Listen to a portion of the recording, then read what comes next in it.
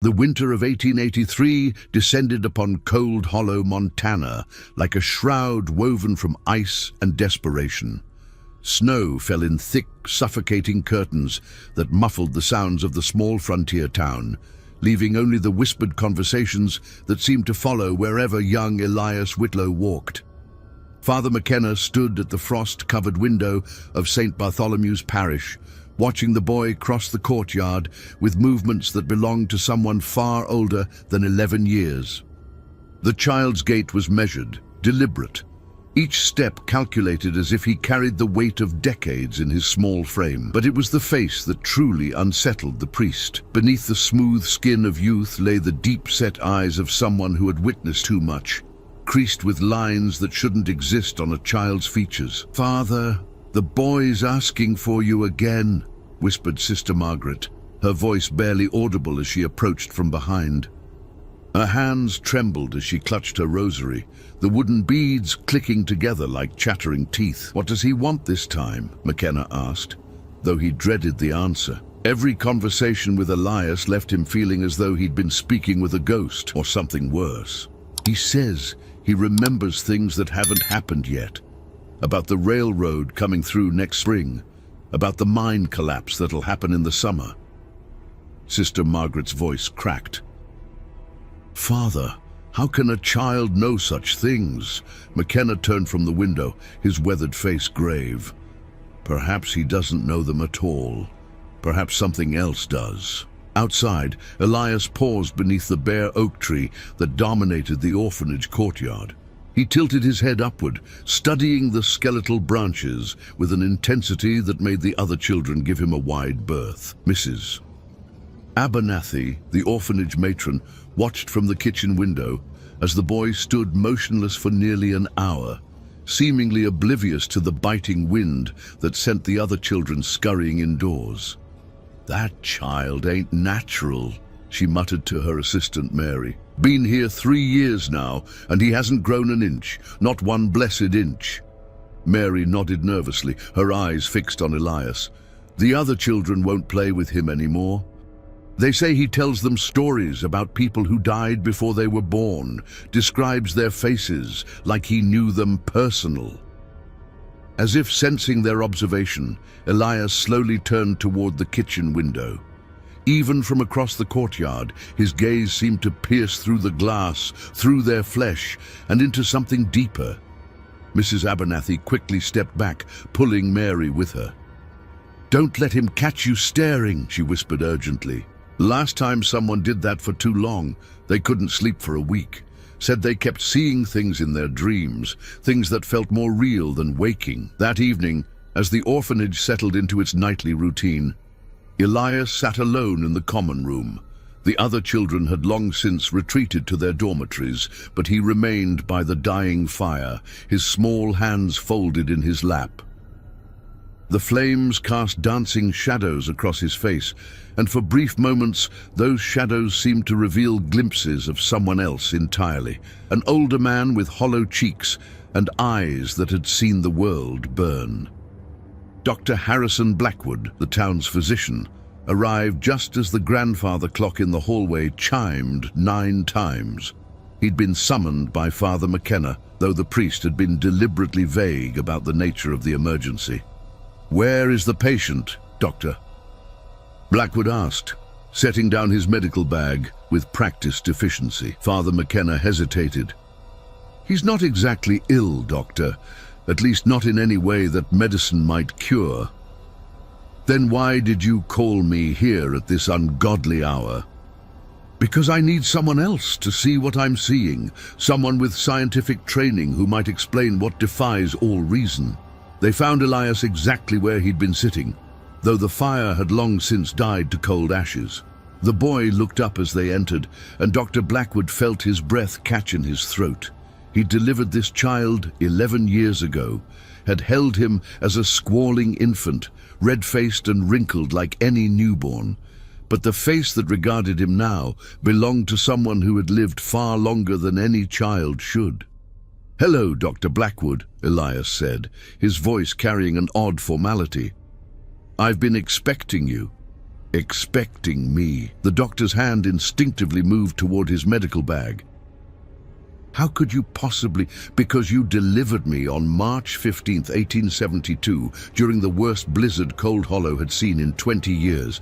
My mother died 3 hours later from blood loss, and you blamed yourself for not being able to save her. Elias's voice remained eerily calm. You still dream about her sometimes, about the choice you had to make. Dr. Blackwood staggered backward, his face draining of color. That's impossible. You were barely conscious when... How could you remember? I remember everything, Doctor. Every moment since I drew my first breath, and many moments from before that, too. Father McKenna stepped forward, his voice shaking. Elias, what are you? The boy turned those ancient eyes toward the priest, and for a moment, something like sadness flickered across his features. I'm what happens when something that should have died refuses to let go, when a soul gets lost between one life and the next. Outside, the wind began to howl through the empty streets of Cold Hollow, carrying with it the promise of darker revelations to come. And in the orphanage common room, 3 people sat in the growing darkness, each beginning to understand that they were in the presence of something that challenged the very nature of life and death itself. The boy who never aged had finally begun to speak his truth, and Cold Hollow would never be the same. 3 days after Dr. Blackwood's unsettling encounter with Elias, Jeremiah Morse arrived in Cold Hollow with his traveling photography studio. The photographer had built his reputation capturing the faces of frontier families, preserving their likenesses in silver and glass for posterity.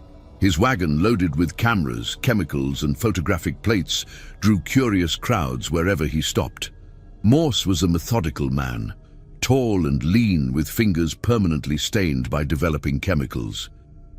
He'd photographed everyone from cattle barons to outlaws and prided himself on never having met a subject he couldn't capture. That confidence would prove to be his undoing. I hear you've got yourself quite the curiosity here, Morse said to Mayor Cornelius Webb as they stood outside the town hall.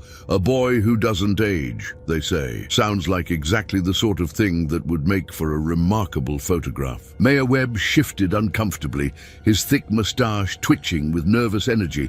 Now, Mr. Morse, I'm not sure that's such a wise idea. The boy, well, he's not like other children.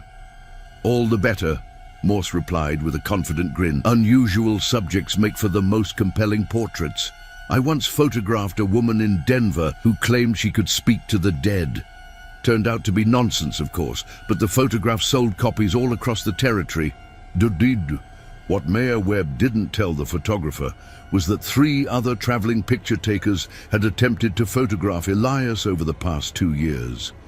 The first had fled town in the middle of the night, leaving behind his equipment and muttering about shadows that moved wrong. The second had suffered a complete nervous breakdown after developing his plates, claiming the images showed not a boy, but a succession of different faces, each older than the last. The third had simply vanished, his wagon found abandoned on the outskirts of town with all his photographic plates shattered. That afternoon, Morse set up his equipment in the orphanage parlor, a room with large windows that provided excellent natural light.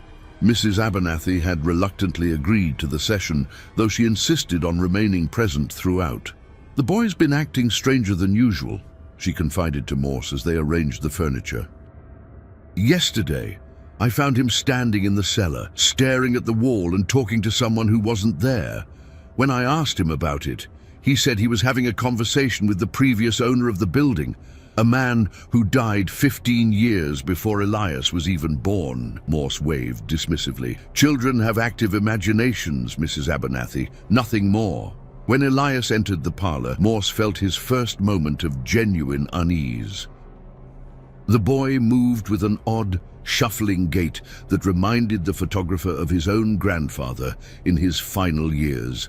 But it was the eyes that truly disturbed him, ancient knowing eyes that seemed to catalogue every detail of the room with the precision of someone who had seen it all before. "You want to take my picture?" Elias said, settling into the ornate chair Morse had positioned near the window. It wasn't a question. "That's right, son. Just sit still and look toward the camera." "This won't take but a moment." Elias tilted his head slightly, studying the large camera with its brass fittings and black cloth hood. "The last man who tried to photograph me saw things in his pictures that weren't supposed to be there. Things from other times, other places." "Superstitious nonsense," Morse muttered, though his hands trembled slightly as he adjusted the camera's focus. "Photography is science, not magic." "Science," Elias repeated thoughtfully. "Yes, I suppose it is. But science can reveal truths that people aren't prepared to see."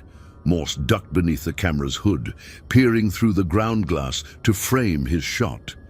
What he saw there made him gasp and stumble backward. Instead of the boy sitting in the chair, the image showed an elderly man with hollow cheeks and wild white hair. The figure's mouth was moving as if speaking, though no sound emerged. "What in God's name?" Morse whispered, rubbing his eyes and looking again. This time, the image showed Elias as he appeared in the room, a small boy with an unnaturally aged face. "Are you ready to take the photograph, Mr. Morse?" Elias asked, his voice carrying an odd note of sympathy. With shaking hands, Morse inserted a photographic plate into the camera and removed the lens cap. The exposure would take nearly 30 seconds in the dim afternoon light. As the seconds ticked by, he noticed that Elias never blinked, never moved, never even seemed to breathe. The boy sat with the stillness of a corpse, his eyes fixed on some point beyond the camera. When the exposure was complete, Morse quickly capped the lens and removed the plate. "There," he said, trying to inject confidence into his voice. "That should do nicely. You should develop it immediately," Elias suggested, "before the image has time to change." Morse set up his portable darkroom in the orphanage's storage closet, hanging heavy curtains to block out all light. By the glow of a red-filtered lantern, he began the delicate process of developing the glass plate.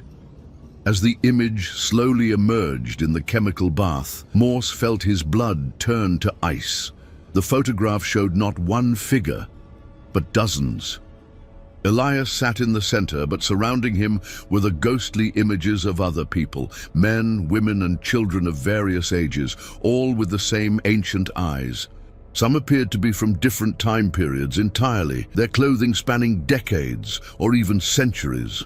And in the background, barely visible but unmistakably present, was the shadowy outline of what appeared to be a battlefield, complete with fallen soldiers and smoking ruins. Morse's hands shook so violently that he nearly dropped the plate. As he watched in horror, the images seemed to shift and move within the photograph, the ghostly figures turning their heads to look directly at him. One of them, a woman in a tattered wedding dress, opened her mouth as if to scream, though no sound emerged from the silent glass. The photographer stumbled from the darkroom, his face pale and his breathing labored. Mrs. Abernathy took one look at him and knew immediately what had happened. "You saw them, didn't you?" she asked quietly. "The others." "What others?" Morse gasped. "What is that boy?" Before Mrs. Abernathy could answer, a sharp crack echoed from the storage closet. They rushed inside to find the photographic plate had split cleanly down the middle, the image now completely black, except for two small points of light that seemed to glow with their own inner fire. Elias appeared in the doorway, his small frame silhouetted against the afternoon light. "I tried to warn you, Mr. Morse. Some things aren't meant to be captured. Some images are too heavy for glass to hold." That night, Jeremiah Morse packed his equipment with frantic haste, his hands still trembling from the afternoon's events. As his wagon rolled out of Cold Hollow under cover of darkness, he could swear he heard the sound of children laughing. Dozens of children, their voices echoing from somewhere far beyond the realm of the living. Behind him, In the orphanage, Elias stood at his bedroom window, watching the photographers retreat with those impossibly old eyes. In the reflection of the glass, other faces briefly appeared beside his own. The faces of all those who had come before, all those who had tried and failed to understand the mystery of the boy who never aged. The truth was becoming harder to hide, and Cold Hollow was running out of time. Dr. Blackwood hadn't slept properly since his encounter with Elias 3 weeks prior. Every time he closed his eyes, he saw that ancient gaze staring back at him, heard that impossibly mature voice recounting details of a birth the child should never have remembered. The rational part of his mind insisted there had to be a medical explanation, some rare condition that affected memory and aging. But the deeper, more primitive part of his consciousness whispered that he was dealing with something far beyond the reach of medical science. On a grey morning in late February, Dr. Blackwood made a decision that would haunt him for the rest of his days.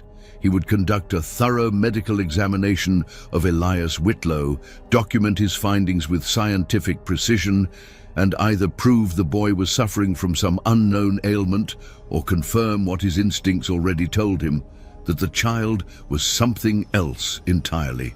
"I need to examine the boy," he told Father McKenna when he arrived at the orphanage. "Properly this time. Blood samples, physical measurements, reflexes, everything." Father McKenna looked troubled.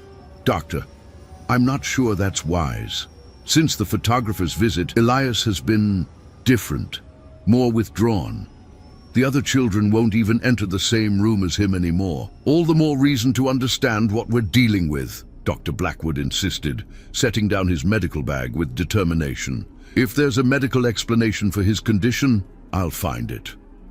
They found Elias in the orphanage library, a small room lined with donated books and religious texts. The boy sat at a wooden table, reading a leather-bound volume of Shakespeare with the focused attention of a scholar. What disturbed Dr. Blackwood was not just that an 11-year-old was reading Hamlet, but that he was reading it in what appeared to be the original Middle English. "Elias," Dr. Blackwood said gently, "I'd like to conduct a medical examination to better understand your unique situation." The boy looked up from his book, those ancient eyes studying the doctor with unsettling intensity. "You want to measure me, weigh me, test my blood. You think science will explain what I am?"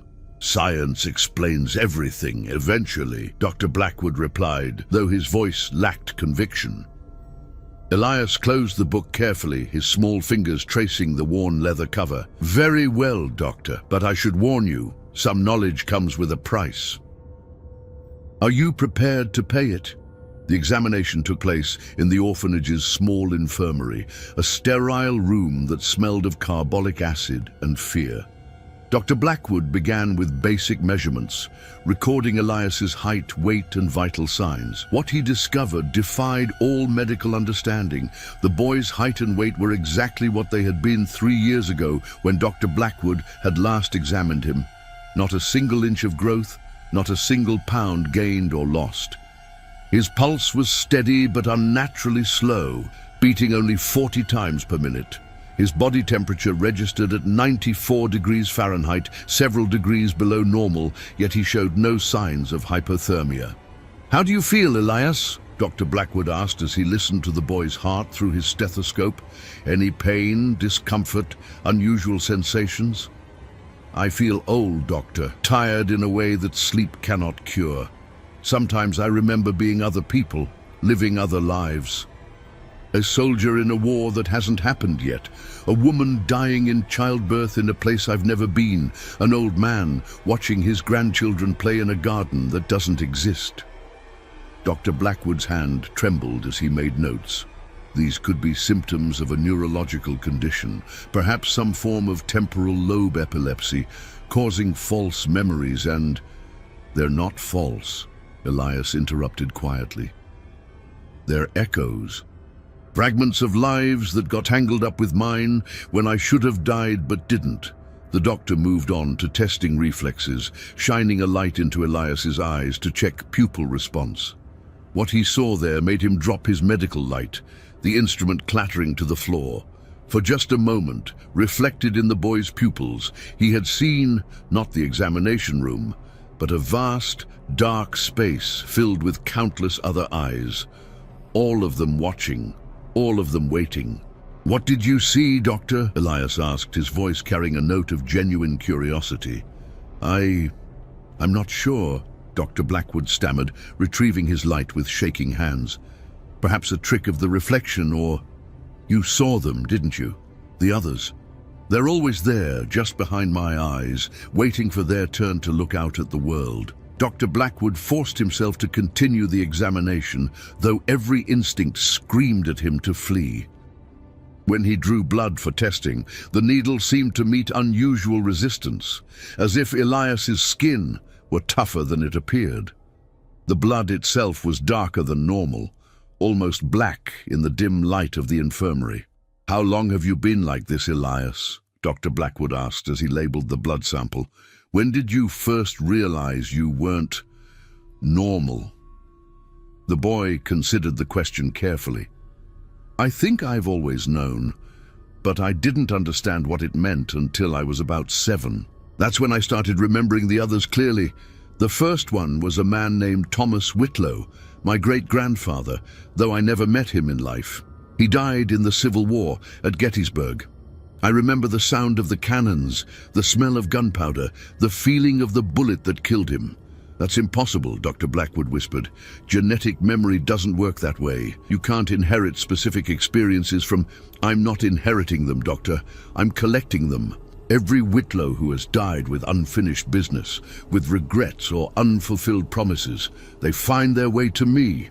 I'm like a repository for all the lives that couldn't let go." Dr. Blackwood completed his examination in stunned silence, documenting findings that challenged everything he understood about human biology. When he tested Elias's blood under his portable microscope later that evening, he discovered cells that appeared to be in various stages of age, some young and healthy, others ancient and deteriorated, all existing simultaneously in the same sample. The boy's X-rays, taken with a new portable machine Dr. Blackwood had acquired from Denver, revealed bone density consistent with someone in their 80s, yet the bones showed no signs of the wear and tear that should accompany such age. It was as if Elias's body existed in multiple states of being at once, young and old, living and dying, present and past. That night, Dr. Blackwood sat in his study, staring at his notes and trying to make sense of what he had discovered. According to every medical test he had conducted, Elias Whitlow was simultaneously an 11-year-old boy and an ancient being carrying the accumulated experiences of generations. As he pondered the implications of his findings, a soft knock came at his door.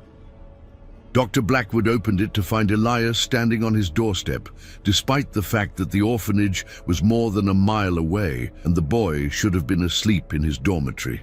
"You're wondering how I got here," Elias said, stepping into the warm light of the doctor's home. "The truth is, I'm not entirely sure myself. Sometimes I'm in one place and then I'm in another. The boundaries aren't as solid for me as they are for most people." "What are you, Elias?" Dr. Blackwood asked, his voice barely above a whisper. The boy settled into a chair by the fireplace, looking for all the world like an old man seeking warmth for his aching bones. "I'm what happens when death makes a mistake, Doctor. When someone who should have passed on gets caught between worlds. I died the day I was born. You know this, even if you've tried to forget. My heart stopped for nearly 10 minutes. But something pulled me back, something that wouldn't let me go. That's medically impossible. Brain death occurs after—" "I know what should have happened," Elias interrupted gently, "but what should happen and what does happen aren't always the same thing. I came back, but I brought others with me. Every Whitlow who had died with unfinished business found a way to anchor themselves to my life. I'm not just Elias Whitlow, I'm all of them, living through me, experiencing the world through my eyes." Dr. Blackwood sank into his own chair, the weight of this revelation crushing down upon him. How many? 17 so far, but more keep coming. Each time someone in my family line dies with regrets, with things left undone, they find their way to me. And I remember everything they experienced, feel everything they felt, their joys, their sorrows, their deaths, all of it becomes part of me. Outside, the wind howled through the streets of Cold Hollow, carrying with it the promise of more revelations to come. Dr. Blackwood realized that his scientific examination had answered none of his questions and had instead opened doors to mysteries that human understanding was never meant to explore. The boy who never aged was not just a medical anomaly. He was a walking violation of the natural order, a living repository for the dead who refused to rest. And Cold Hollow was about to learn that some secrets are too dangerous to keep hidden. Father McKenna had served God faithfully for 37 years, ministering to frontier communities where faith was often the only thing standing between civilization and chaos. He had delivered last rites to dying miners, married young couples in the shadow of Indian raids, and baptized children who might not live to see their first birthday. Through it all, his faith had remained unshakable until Elias Whitlow came into his life. The crisis began on a Sunday morning in early March, when Elias appeared at morning mass for the first time in months. The boy slipped into the back pew just as Father McKenna began his sermon, and immediately the atmosphere in the small church changed. The other parishioners shifted uncomfortably. Mothers pulled their children closer, and several families quietly excused themselves before the service was half finished. Father McKenna tried to continue his sermon about redemption and eternal life, but the words felt hollow in his mouth. How could he speak of God's plan for salvation when sitting before him was a child who seemed to exist outside that very plan? Every time he glanced toward the back pew, he saw those ancient eyes watching him with an expression that might have been pity. After the service, as the last of the congregation hurried away, Elias remained seated. Father McKenna approached him slowly, his hands trembling slightly as he gripped his prayer book. "You've been avoiding church, my son," the priest said, settling into the pew beside the boy. "I haven't been avoiding it, Father. I've been waiting for the right time to have this conversation." Elias's voice carried that same unsettling maturity that had haunted Father McKenna's dreams. "You've been questioning your faith because of me." Father McKenna felt his breath catch. My faith is strong. It's just that you present certain theological challenges. I present proof that your understanding of life and death is incomplete," Elias corrected gently, "and that terrifies you because it means everything you've taught, everything you've believed, might be wrong." The priest stood abruptly, pacing to the altar where a simple wooden cross hung above the communion table. "You're a child. You can't possibly understand the complexities of—" "I understand more than you think, Father. I remember being baptized 17 different times by 17 different priests in 17 different churches. I remember taking communion with hands that have held weapons in wars you've never heard of. I remember confessing sins that haven't been committed yet." Father McKenna turned back to face the boy, his face pale. "That's impossible. You're speaking of things that violate the very nature of time itself. Time isn't as linear as you believe, Father. Neither is death. Neither is the soul." Elias stood and walked to the front of the church, his small footsteps echoing in the empty space. "Would you like to know what I remember about your ordination?"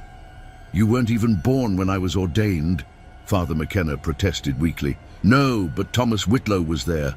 He was a young man then, working as a carpenter in Denver. He helped build the church where you took your vows. He watched you promise to serve God with your whole heart, to minister to the faithful and comfort the dying." Elias paused at the altar, his hand resting on the communion table. "He also saw you doubt even then. Saw you wonder if you were truly called to this life or if you were just running from something else." Father McKenna staggered backward, his prayer book falling from nerveless fingers. How could you possibly know that? I never told anyone about those doubts, never spoke of them to another living soul. Because Thomas Whitlow was there, and his memories are my memories now, just as his faith became my burden to carry. Elias turned to face the priest, and for a moment his young features seemed to shift, revealing the ghostly outline of an older man's face. He died believing that God had abandoned him on that battlefield at Gettysburg. He carried that doubt with him into death, and now I carry it too. The priest sank into the front pew, his world crumbling around him. If what you're saying is true, then what does that make you? Are you blessed? Cursed? Are you a miracle or an abomination? I don't know, Elias admitted, his voice carrying a weight of sadness that no child should possess. I've asked that question 17 different times, in 17 different voices, and I still don't have an answer. What I do know is that I exist, and my existence challenges everything you've been taught about the nature of the soul. Father McKenna looked up at the cross hanging above the altar, seeking guidance that seemed increasingly distant. The Church teaches that the soul passes on after death, that it goes to judgment and then to its eternal reward or punishment. But you're suggesting that souls can become trapped, that they can linger and accumulate in ways that defy divine order. Perhaps divine order is more complex than the Church understands, Elias suggested. Perhaps there are exceptions, anomalies, cases where the usual rules don't apply. Or perhaps you're something else entirely, Father McKenna whispered, a terrible thought beginning to form in his mind. Perhaps you're not human at all. Elias was quiet for a long moment, his gaze fixed on the stained glass window that cast colored light across the altar. I've wondered about that too, Father. Whether I'm still the child who was born 11 years ago or something else wearing his face, whether the accumulation of all these souls has transformed me into something new. The priest stood slowly, his legs unsteady beneath him. I need to pray about this. I need to seek guidance from higher authorities in the Church. And what will you tell them? Elias asked. That you've encountered a boy who remembers lives he never lived, that you've seen evidence of souls that refuse to pass on. They'll think you've lost your mind. Father McKenna knew the boy was right. The Church hierarchy would never accept such a report without concrete proof. And what proof could he offer? The testimony of a frightened photographer? The medical notes of a doctor who was himself questioning his sanity? The word of a frontier priest whose own faith was crumbling? There's something else you should know, Elias said, as Father McKenna prepared to leave. The reason I came to church today, the reason I've been waiting for this conversation. The priest turned back, dreading what he might hear. More are coming, Elias said simply. I can feel them gathering, drawn by the same force that brought the others. Whitlows who died in places far from here, in times yet to come. They're finding their way to me, and when they arrive, what happens when they arrive? Elias's young face was grave with ancient knowledge. I don't know. I've never carried this many souls before. I can feel myself changing, becoming something that might not be able to stay hidden much longer. The boundaries between who I am and who they were are becoming thinner. Father McKenna felt a chill that had nothing to do with the cold Montana air. What are you saying? I'm saying that Cold Hollow is about to face something it's never encountered before.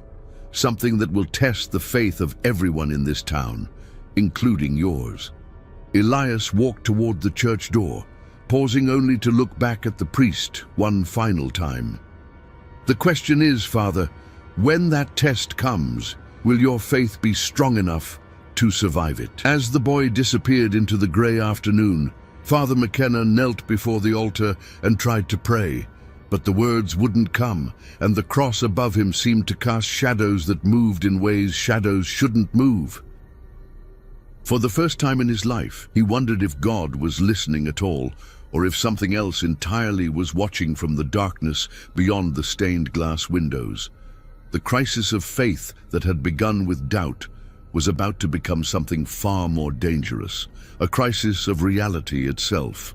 And in the growing darkness of Cold Hollow, the boy who carried 17 souls was preparing to welcome even more into his impossible existence. The morning of March 21st, 1883, dawned grey and bitter, with a wind that seemed to carry whispers from places beyond the living world. Mrs. Abernathy discovered Elias's empty bed during her routine morning check, the covers pulled back as if he had simply risen for the day. But there were no footprints in the frost that covered the orphanage floors, no sign that anyone had walked through the building during the night. "He's gone," she told Father McKenna when he arrived an hour later, her voice hollow with a mixture of relief and terror. "Vanished like smoke. But Father, there's something else." She led him to Elias's small dormitory room, where the other children's beds remained carefully made. On the wall above where Elias had slept, someone had carved words into the wooden planks, not with a knife or tool, but as if the letters had been burned into the wood by an invisible hand. "I wasn't supposed to be here. The others are going home now. Thank you for trying to understand." Dr. Blackwood arrived within the hour, summoned by Father McKenna's urgent message. The three adults stood in the empty room, each grappling with the implications of the boy's disappearance. "There has to be a rational explanation," Dr. Blackwood insisted, though his voice lacked conviction. "Children don't simply vanish into thin air. He must have left through a window, or all the windows are still latched from the inside." Mrs. Abernathy interrupted. "I checked them myself, and the doors were locked. No one came in or went out during the night." Father McKenna traced the burned letters with his finger, feeling the heat that still seemed to radiate from the wood. "He said more were coming, that he could feel them gathering. What if they all went somewhere together?" "You're talking about ghosts, Father," Dr. Blackwood protested. "Spirits and supernatural nonsense. There has to be a medical explanation for what we witnessed." "Then explain this," Father McKenna said, pointing to the wall. "Explain how a child could burn words into solid oak, without tools, without fire, without leaving any other trace of his presence." Before Dr. Blackwood could respond, a sound echoed through the orphanage, soft at first, then growing stronger. It was a voice, unmistakably Elias's, but it seemed to come from everywhere and nowhere at once. "I wasn't supposed to be here." The three adults looked at each other in growing alarm as the voice repeated the phrase, each repetition seeming to come from a different direction.